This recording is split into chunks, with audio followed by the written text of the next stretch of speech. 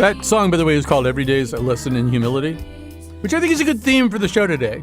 And I picked it out because it is a good theme for the show today, and also because it's performed sort of by Belle and Sebastian, but the lead vocal is by Suki Waterhouse, who, if you watched Daisy Jones and the whatever, I've now forgotten the name of the series, you feel like Suki Waterhouse should get more musical opportunities. And I think she goes out with, doesn't she date Robert Pattinson? That's a good project in there, the research project. We have an intern there. Find out whether Suki Waterhouse still goes out with Robert Pattinson. That's the kind of thing we need to nail down today. All right. First of all, it's Ask or Tell Me Anything. So you can call in 888-720-WNPR. You may ask or tell me anything, hence the title.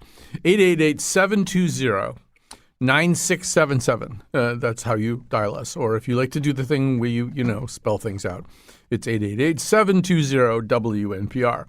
If you do not call in, it will not be the case that I have nothing to talk about. But I would rather talk to you about whatever you want to talk about. And there is no theme. There's no preordained set of ideas here. And I also have with me, if I need them, I haven't even really brandished these, but I think the booth will attest that I am brandishing something now. I have Mr. Karp envelopes. Mr. Karp was the person in college who was smarter than the rest of us, and he did very well. And now, he did very well. He did very, very well for himself. I don't even want to go into details. I'm not sure how many details he would be comfortable having me go into. But what he does now in his golden years is clip things out of newspapers and magazines and send them to his friends with cryptic underlining. And so I have some of those, and they're all sealed in envelopes. So, I don't know what's in them. That's what I was trying to say. I'm getting a message about them, and it looks like Suki Waterhouse and Robert Pattinson are still together. So I'll be signing off now. I just wanted to get that. No. So first of all, I'll tell you a little story, and then I'll make an observation. And then if no one calls, I will just continue to make observations. All right, so I'll give the number out again just in case. 888-720-WNPR. That's 888-720-9677. So last evening, my partner and I went to a social function, which I'm pretty sure, what with one tragedy and vicissitude after another being visited upon us and our nearest and dearest over the last 3 years, I'm pretty sure we haven't been to a social function in 3 years, not including family things.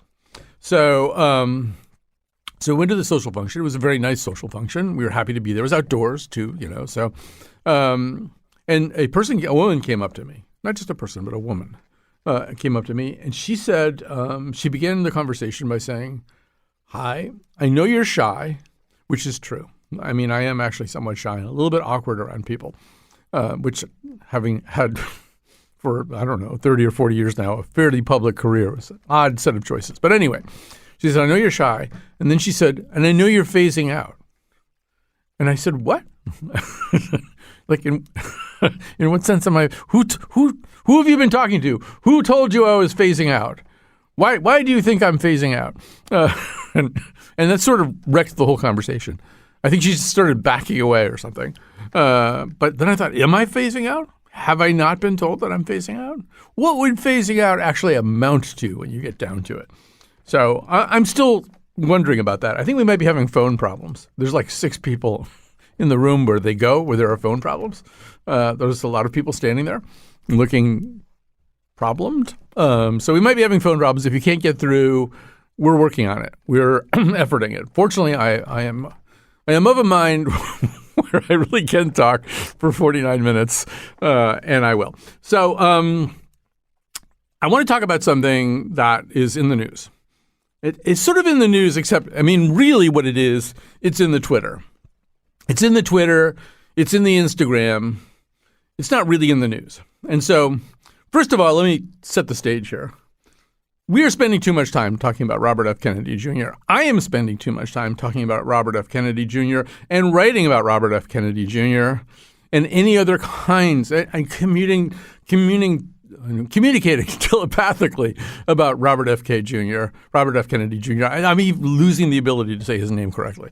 But there's this is I wouldn't call it a frivolous candidacy, but it is not a meaningful candidacy. On the other hand, he's attracting these poll numbers. Anyway, that's not what I want to talk about. Although I will say that one reason that I think that I like, I'm on Facebook and I'm talking to people, and sometimes, and there's one person who listens to this show a lot who's really into Robert F. Kennedy Jr., and I can't stop debating him with her. And I think the reason is that you feel like the person you're talking to is persuadable. Like with MAGA people, you just know there's nothing you're going to be able to say, right? There's no set of facts you could provide. But you sort of feel like with this other sort of person who is not a MAGA person and is maybe attracted to, I think the phones are working, who's attracted to Robert F. Kennedy perhaps for somewhat more wholesome reasons, but then is starting to buy into his bizarre claims, which are not limited to the transmission of autism through vaccinations. I mean, it's like all over the place now. He's been claiming that Wi-Fi crosses the blood-brain barrier, and that it's like every day there's a new one. It's like he realizes he's got to drop a new single every day. So, and of course, we had the one about Prozac being a possible cause of mass shootings, and on and on. So, but you sort of feel like this person is persuadable. Meanwhile, and this is what I really want to talk about, this may have gone on undetected by you if you were not wasting huge swaths of your life on social media. But there's this movement by Joe Rogan to challenge Peter Hotez, who is a noted medical scientist, happens to be from Hartford, Connecticut, a noted medical scientist who has actually appeared on Rogan's show in the past, to debate Robert F. Kennedy. There is, as is so often the case with Joe Rogan, he says then there would be no time limits because, of course, a Joe Rogan episode can go for a really long time. And they would just talk and talk and talk, apparently, until this whole thing was thrashed out. And it would be presumably refereed by Joe Rogan, which is one very good reason for Dr. Peter Hotez not to take him up. And did I mention that Joe Rogan is offering to give $100,000 to the charity of Peter Hotez's choice? Peter Hotez, by the way, he really is a very, very noted writer and commentator and scientist, particularly in the area of vaccines. He himself, I think possibly relevantly, I believe, has a child who is somewhere on the autism spectrum. So he would be very interested in knowing whether vaccines cause autism, and he knows that they don't. But beyond that, he is somebody who really has pushed very hard, not only for good standard public health practices, including vaccination during the COVID epidemic, but also for the development of a more affordable and easier to spread around the world to poor countries vaccine. Anyway, he's a force for good. We're annoyed with him because he never comes on our show, but he is a force for good. And so the idea would be that he would go he would go on the Joe Rogan show and debate Robert F. Kennedy Jr. And he doesn't want to do it. And I mean, I think he's right. I think, first of all, you don't have to debate everybody. You don't have to debate the guy who says, and I'm not making this up, you don't have to debate the guy who says that Wi-Fi crosses the blood-brain barrier and not only causes brain tumors, but may also do more profound and nuanced granular things based on nothing, based on no scientist, no research, just kind of a hunch. You don't have to debate that guy any more than Jewish leaders have to go debate a Holocaust denier. There is no point in doing that. It's not a worthy enough idea that the Holocaust didn't happen so that some important, thoughtful, intelligent Jewish leader, or anybody else for that matter, should go in a public forum and debate that person. And it's similar to Robert F. Kennedy Jr. His ideas are bad. He doesn't know what he's talking about. Why would somebody of Peter Hotez's stature go and debate him? Peter Hotez should be having spirited debates and conversations at medical conferences and science conferences with people who have comparable attainments to him.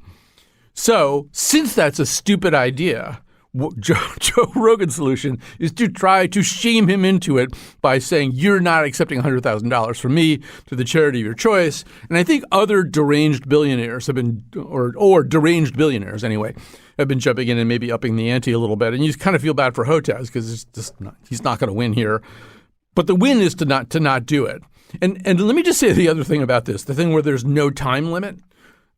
That's a Joe Rogan signature. And people ask sometimes why people like me disdain Joe Rogan. And in particular, they say, hey, did you listen to the entire 3-hour episode? These are they often are 3-hour episodes. He did a 3-hour episode with Robert F. Kennedy Jr. recently. The Rogan people, did you listen to the entire? No, I didn't listen to the 3-hour episode because the reason it's a 3-hour episode is he hasn't done any preparation, Joe Rogan. He doesn't prepare for interviews. He doesn't do what we do, which is often pre-interview the people who come on our show. We have a plan. We work hard on that plan. We work hard to do a 49-minute episode that will contain as much information as possible without going down a lot of hideous blind alleys. So I'm sort of professionally offended the way you would be offended no matter what job you do.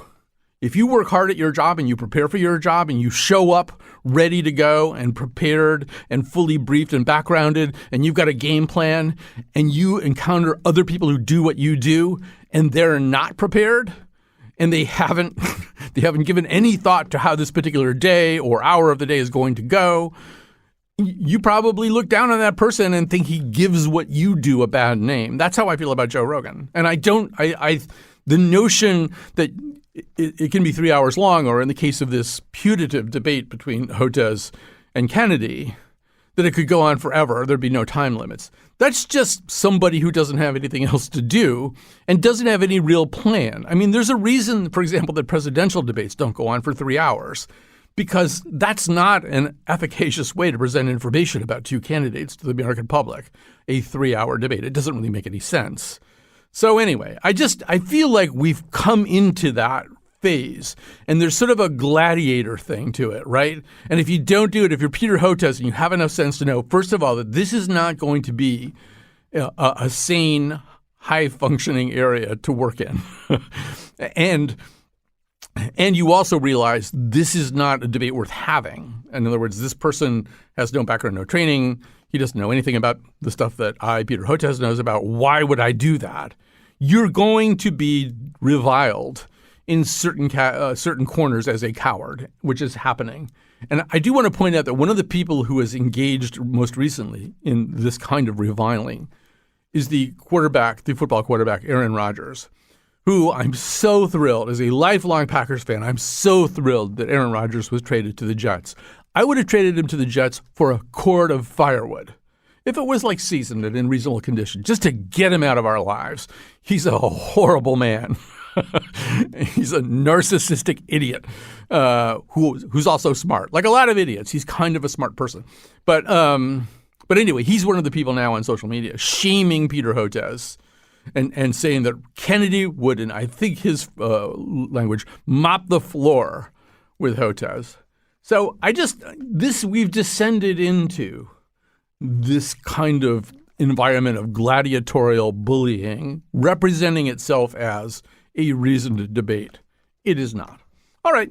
Now we do have some calls. I am going to go to them and let's see what they are about. We'll start with Stephen in Wethersfield. We'll go right down the line. Here we go. Stephen, you have the floor. Hi, Colin. Great to hear your voice as always. Months ago, at the tail end of one of your shows, you made a remark about, can you hear me? Yeah, I'm hearing you. Okay, sorry. Months ago, at the tail end of one of your shows, in passing, you made a remark about the crisis of loss of coverage in the arts, meaning reviews of shows, previews of shows, interviews, et cetera, and kind of tagged it as a problem, but it wasn't really part of your show. So I kind of wanted to call you up as a working artist myself, remind you of your remark, and see if you could open that up a little bit and talk about it. Yeah, I mean, I'll just sort of. We used to have critics that really were literate in their form, writing about it, that sort of thing. Yeah, no, I mean, first of all, let's just talk about here in Connecticut. Because, I mean, I think to a certain degree there's arts coverage and arts criticism at the national level and in places like the Washington Post and the New York Times and the LA Times, but what the loss has been at the local level. Yeah, that's what I meant. Yeah, certainly, I mean, here in Connecticut, and I know the southern part of Connecticut less well, but, I mean, I worked at the Hartford Courant for 19 years, and our group of critics included Malcolm Johnson, a very, very formidable theater and movie critic, and kind of a polymath to a certain degree. I worked directly for him. I had a chance to experience the vastness of his mind, and when I first went to work with him, I suddenly realized, wow, I don't know anything. And he expected me to know a lot of things. And we had a formidable jazz critic. We had art critics like Bernard Hansen. We had Steve Metcalf, obviously, writing about classical music and orchestral music and chamber music and stuff like that. And I mean, a lot of these people were serious enough and good enough at what they did that, they would really kind of begin a conversation. Like a Malcolm Johnson review of a Hartford Stage Company performance would start a weeks-long conversation among people, sometimes in the letters to the editor section, but more often just a lot of people. You'd go out to dinner with people and they'd start talking about what he said, whether they liked it or not. They often didn't like it. And that's the thing that I think newspapers can really do well, or news organizations can do well if they commit to this, is they begin the conversation. And I do feel like, I went to see Trouble in Mind the other night, and I'm just at Hartford Stage, and I'm realizing – maybe I just admitted I don't go to any social functions, but I feel like those kinds of conversations aren't happening. Even if I did go to a social function, I don't think that those kinds of conversations are happening, and I feel like, in the fine arts, I feel like earlier on, although the current having an actual art critic was sort of a coming and going thing. Sometimes there was and sometimes there wasn't, but there was – I, as an arts writer early on, did a lot of writing about exhibitions that were going up at the Athenaeum or the old Joe Celli Real Artways or stuff like that. No, they pulled Roger Catlin and assigned him. They cross-assigned a lot of people. Yeah, they cross-assigned a lot of people. But, we were all there, and we had some kind of interest in the arts. And, some of us had more training than others of us. And, I was sort of, for a long time, like circa 1980, I was sort of the relief pitcher for everybody. If Malcolm couldn't review a play or a movie, I was going to do it.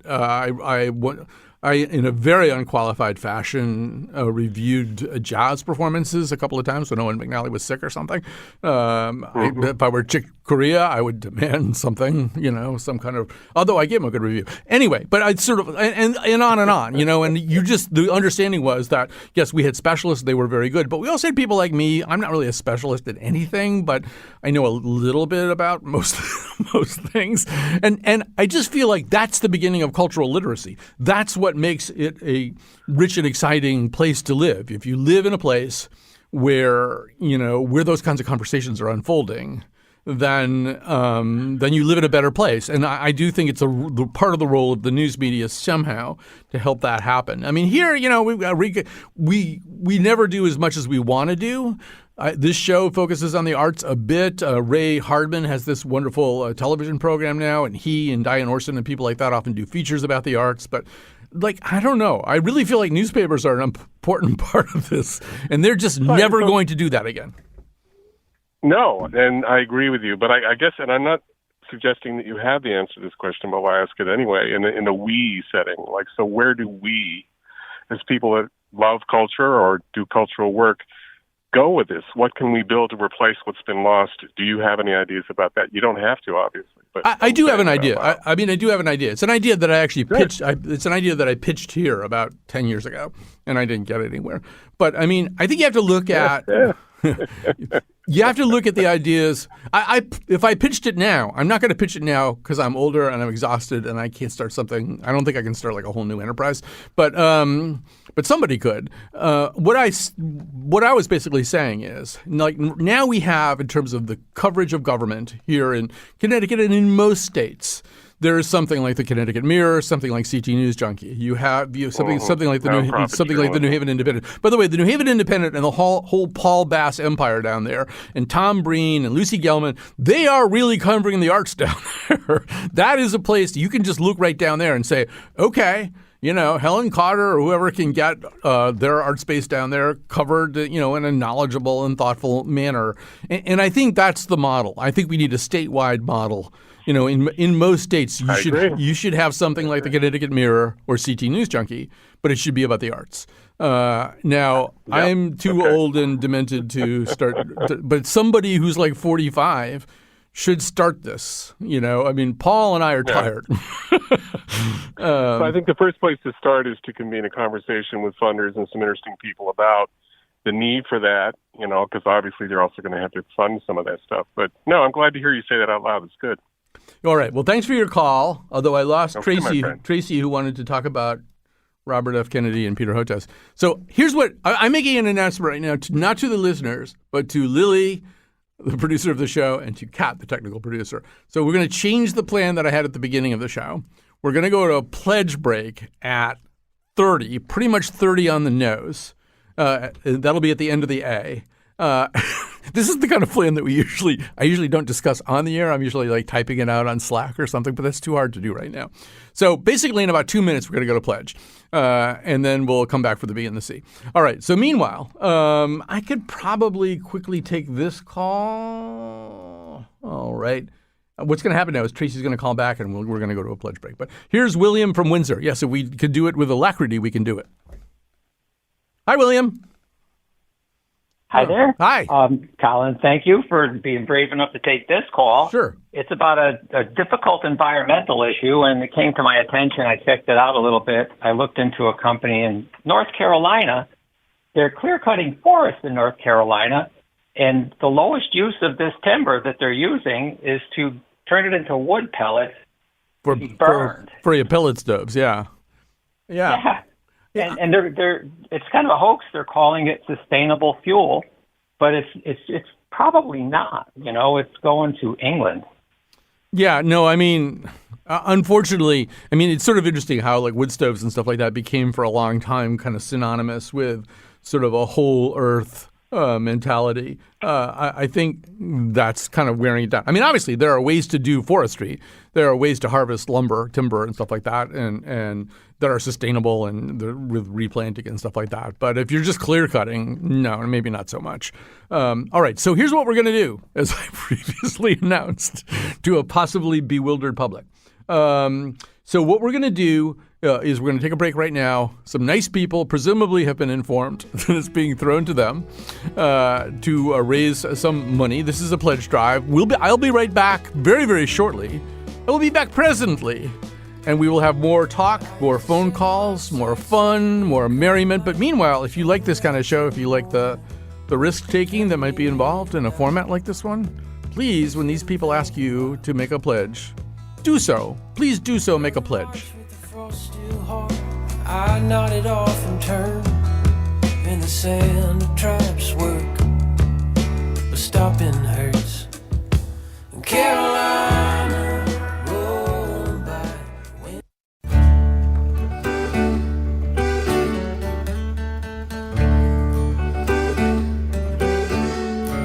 When your mother sent back all your invitations,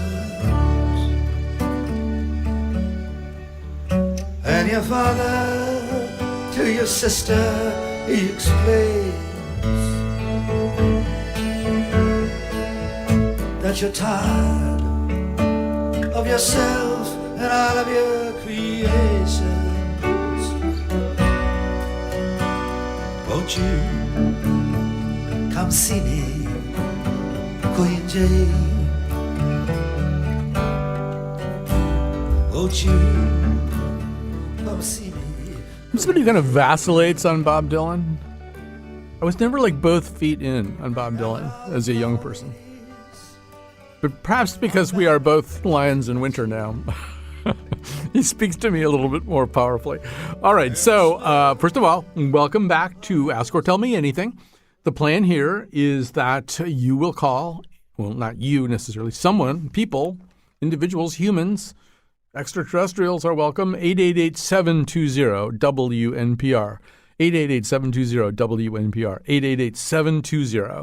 888-720-9677. And by the way, speaking of extraterrestrials, first of all, it's great to have Lily Tyson there screening calls, but also I apologize kind of for the fact that we haven't really been able to put together a show that responds to the Leslie Kean, Ralph Blumenthal bombshell, which appeared in a publication I believe called The Debrief. Ordinarily, they're the ones who've been writing about UFOs for the New York Times, often for page one of the New York Times, here in the golden age of UFO acceptance. But anyway, they have a pretty exciting thing in there where they've got this guy who's a new whistleblower who basically says, Fox Mulder was right. The government has access to crashed vehicles, like outer space vehicles, and maybe even bodies. One of Lily Tyson's clubs, they found that. So, we're going to get to it somehow. I don't know. It's a matter. I feel like we've done a good job covering UFOs. And so we've got to get to this. All right. So our number, you don't have to call up about that. 888-720-WNPR. 888-720-9677. We are going to go to the phones right now. And here is, I got to do the thing right. There we go. Now we got a Mike from Woodbury. Hi, Mike. What is on your mind? Hi, Colin. How are you? Just Thank fine. you for taking my call. I would definitely want to hear that UFO show when you do it, by the way. But I had a recent experience. I'm a retired film producer. I'm about your age. And a friend of mine who teaches at one of the city colleges in New York, teaches film and television, said one of my students would like to talk to you, to get your advice about, getting into that business. So I said, sure. So we got on Zoom, and this kid was like, 19, 20, whatever, and Gen Z. And, I expected, God, I know it's how competitive it is. How do you get into the movie? And almost one of his first questions was, well, how do you find people that you can work with? And the second question was, well, how do you deal with the stress?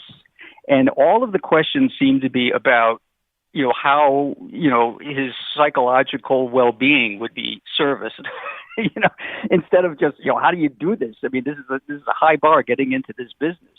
And since then, I've read articles by college professors and people that there's definitely, a trend towards more concern with work-life balance than just, succeeding. And one has to wonder, what does that mean? I mean, maybe it's a good thing in a way, but what does that mean for the future of productivity? I mean, if these kids get older and get into the workforce, and pretty soon they're the major part of the workforce, and I know there's always exceptions, but I mean, what does that mean? Does that mean that there not going to be any entrepreneurs because you have to work too hard to be an entrepreneur? Well, yeah, I see what you're saying. And let me just sort of just say this. First of all, yes, it's a little bit of a risk in generalizing, but I teach college undergraduates, and I kind of have a sense that's not entirely. Let me just say two things. First of all, Andrew Yang would say, "Well, it's good. It's good that they do that. Right. It's good that they think, because a lot of the need for productivity may be dwindling quite a bit, and so having a more fully developed life might be a good idea." We're working right now on an episode about humanism as a response to whatever kind of rise of AI is going to happen. But I think that's right. I think it's good. I think by and large it's good. I am, supposedly you can divide people up into people who either work to live or live to work. And I'm definitely in the live to work camp. I mean, that's what I like to do is work. And I'm working pretty much 7 days a week, and I'm not complaining about it. That's how I like it. I have no life. So, but I don't think that's necessarily healthy or good for everybody. I wouldn't set it as a standard for my producers, many of whom are quite young. And I also think the jobs and work need to be defined differently than they sometimes are. Jobs and work are not about how much time you spend. I mean, early on, yeah, in a lot of jobs, if you're working at an investment bank or a law firm or someplace like that, there is this kind of idea you should just be busting your hump and you should be working 60-hour weeks and 70-hour weeks. And I mean, I don't know. That's the ethos of those places. I don't know what you can do about it. I think probably the work that is being done in hour 54 is not as good as the work that was being done in hour 20. And the way that I define work around here is we have a job to do. Let's figure out what that job is and then get it done. I don't really care how much time it takes. Like if you get it all done in 4 hours in one day, that's fine with me. I don't need to find another 4 hours of stuff for you to do just to feel good about our Protestant work ethic. To me, that's the issue. What's the job? Can you do it? I'll hire any kind of person who thinks about it that way. And, sometimes that means, maybe you're going to have an 11-hour day one day because just the job got really weird, But you're also hopefully going to have another day where you compensate for that. I'd rather have people who are kind of happy, kind of have halfway decent lives outside and are fresh and smart and ready to do the work when it's there. But all I want, we typically do 4 new episodes and we're usually working on some other kind of crazy, funky thing. I need all that done. I don't care if they can get data done faster. That's fine with me. I don't need their butts sitting somewhere. So anyway, that's my reaction. Yeah. The other thing is apparently, there's another article I read where these kids, they may know how to code, but they don't know how to dress in the office. They don't know how to deal with clients. They don't know how, it's just there's certain skills that they don't seem to have. Yeah, they can get those skills, and I think all of that stuff is changing, and there's less time spent in the office. And anyway, if you've ever seen me, I have pioneered a look which I refer to as overeducated hobo, and I'm really in no position to talk to people about how they dress. I would be the first to admit that. So what am I supposed to do over here? A little confused. Well, it looks like Iman is ready to go, right? All right. So Iman from New Haven, you have the floor. A regular caller, I should say. Yeah. Hi, Colin. I wanted to talk. I have 2 things I'd like to say about sports. I think the first one's a little bit frivolous, but I just want to share anyways. I would love, and this will never change, but I would love it if every sports league, all the names of the teams had like a theme. So like, for example, in baseball, if they were like, all the mascots were birds and nothing else. Because then it would be like more fair. It would be like bird against bird. Or like in football, if they're all mammals, then it's like mammal against mammal. And I will say, I think the WNBA comes closest to this because all of their mascots are sort of like mystical. One of them is literally the Mystics, but you have like the sun, the storm, the Mystics, the Mercury. It's like almost like an astrological reading or something like that. And I love that. So I just wish all the different sports leagues had like more thematic team names. Here's the only. First of all, you have a wonderful mind, a wonderful, elastic, exciting mind, and your ideas are always very interesting to me. And this is a very interesting idea, which I think everybody loves. Except the one thing that I'm concerned about is like, do we want cardinals and bluebirds to be fighting with one another? Don't we want cardinals and bluebirds to do we want to be pitting?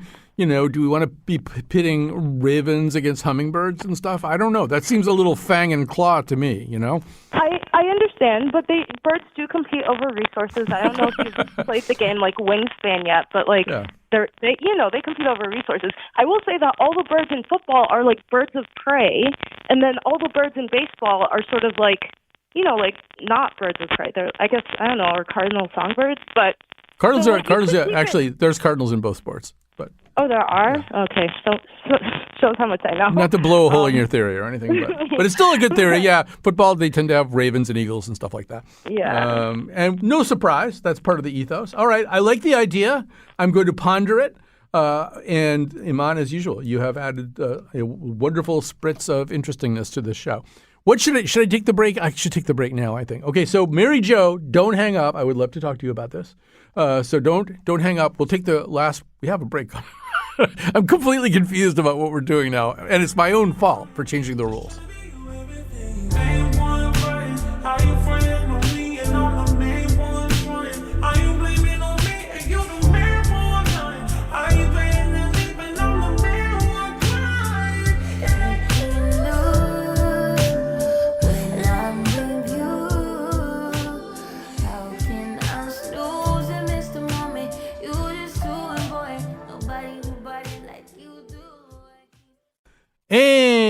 we're back, and it's time for me to say some thank yous, especially to Kat Pastor, who is our technical producer today. Lily Tyson, the senior producer of the Colin McEnroe Show, is the person who's in there, who's doing all the call stuff. What is that called? I forget what it's called. But anyway, she's the person answering the phones when you call in. When you call into 888-720-WNPR or 888-720-9677, it's not really it's the same number, but differently expressed. All right, we're going to go back to random phone calls. Here is Mary Jo from Milford. Hi, Mary Jo. Hi, how are you? I'm fine. I listen to you often as I can, and I appreciate all that you offer to the audience and public radio. So thank you very much. I have two issues. I'm not sure, given the time, which one you want to take first. Let's say number one is you said one time in the radio that you wanted to start with the new U.S. Constitution, and that intrigued my interest as to why you feel that way, and maybe it should be addressed in a full show. And the other that is close to me that I feel passionate about is gun violence. My particular concern is that we don't seem to hold parents, neighbors, friends accountable when people like the woman who killed children at the Christian school, or many others, have left a trail, a record of what they intended to do, and yet there's no accountability for people who knew either about their disability, their emotional anxiety, or knew that they had intentions to go into a school and kill. Right. So let me just, I probably can deal with both of them a little bit, although we're a little short on time here. The Constitution, I'll say it this way. First of all, I mean, the process of making this Constitution was fundamentally unethical and not something we would stand for today. In other words, the Constitutional Convention consisted of 55 white men meeting in private. That's who designed the government that you live under. 55 white men meeting in private and day drinking, which is probably why some of the things like the Second Amendment are hard to understand and open to multiple interpretations. Like that amendment could have been written better. But would we ever do that now? I mean, think about all the things that we insist be done out in the open these days. And then think of something as basic as the foundational document of the country. And it wasn't done out in the open. And, you know, there was like one person taking notes. That was about it. And another part of this is the kind of the Rawlsian thought experiment. To design a just society and a just system of government, design a system that you would be willing to live under without knowing in advance who you would be. You don't know in advance whether you're going to be white or black or Asian or an indigenous person. You don't know whether you're going to be fully abled or whether you're going to have some kind of disability. You don't know whether you're going to be born into wealth or poverty. You don't know anything about it. So what's the best system if you don't know anything about it? What would you be willing to live under? And obviously the Constitution that they struck was none of those things.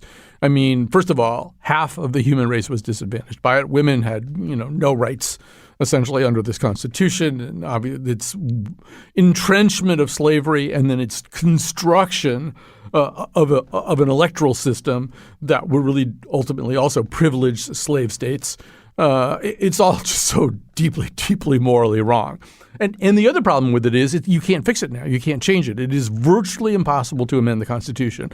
What has happened sort of over time is the rate at which amendments were passed slowed down and down and down. And in modernity, there's almost nothing that can be done. It's almost impossible to imagine an amendment to the Constitution that you could get passed because A, the system's cumbersome and unwieldy, but also because we no longer have the kind of consensus about much of anything.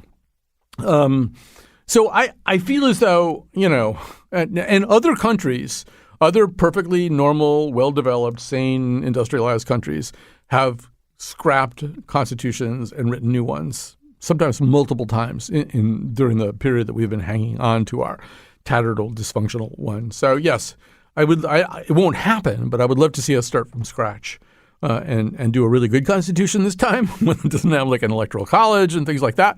Anyway, I guess I don't have time for the thing about the guns because we have to go. But once again, people are going to ask you to please support this station, this company. It's a company that obviously plays host to this particular show. So if you like this show, be nice when they ask you for a pledge, which they're going to do for a few minutes.